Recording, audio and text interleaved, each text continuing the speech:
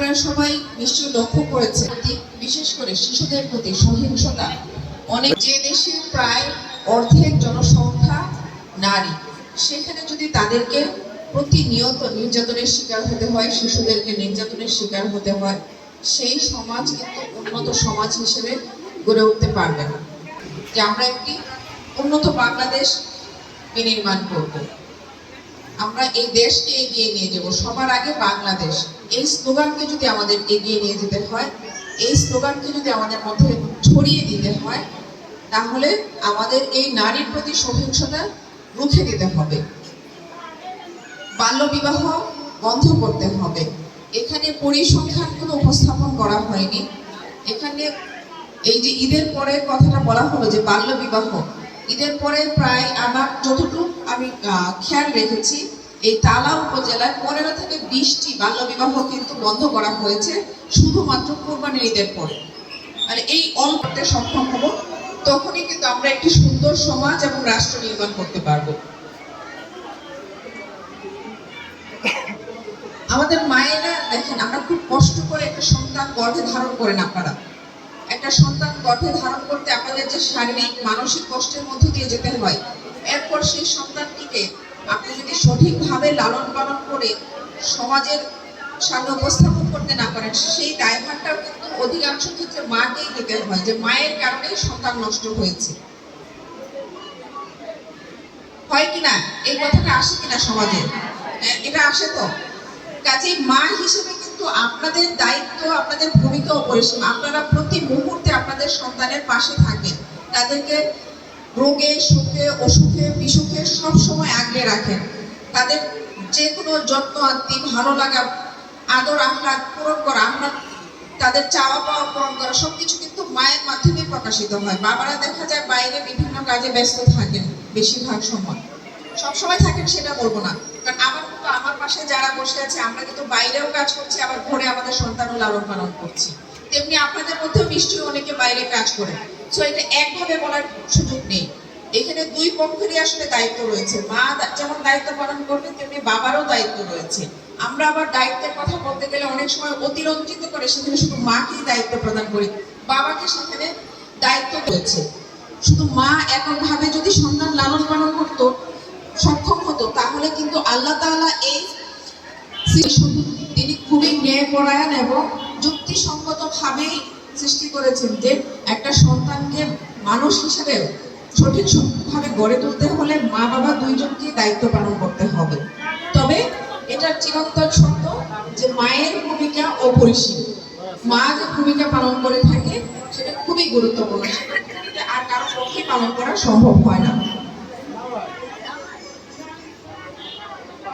কাজে আপনারা যখন আপনাদের সন্তানদের সাথে বিভিন্ন সময় কাটান, ছোট সন্তানকে বড় করে তোলেন, সেই সময় তাদেরকে যদি বাল্য বিবাহের ক্ষতিকর দিক কি সেটা বোঝান, তাহলে কিন্তু আপনারা যদি আপনাদের স্বামীদেরকেও বলেন যে আমার মেয়েটাকে যদি বাল্য বিয়ে দেওয়া হয়, বা আমার ছেলের জন্য যদি একটা কিশোরী মেয়েকে, অপ্রাপ্ত বয়স্ক 18 বছরের নিচের মেয়েকে আনা হয়, সে কিন্তু আসলে সংসার করা, সন্তান ধারণ করার উপযোগী হবে না।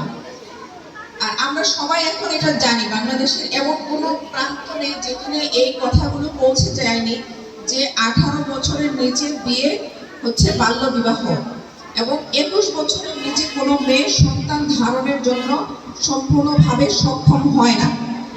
এটা কি আপনারা জানেন কিনা?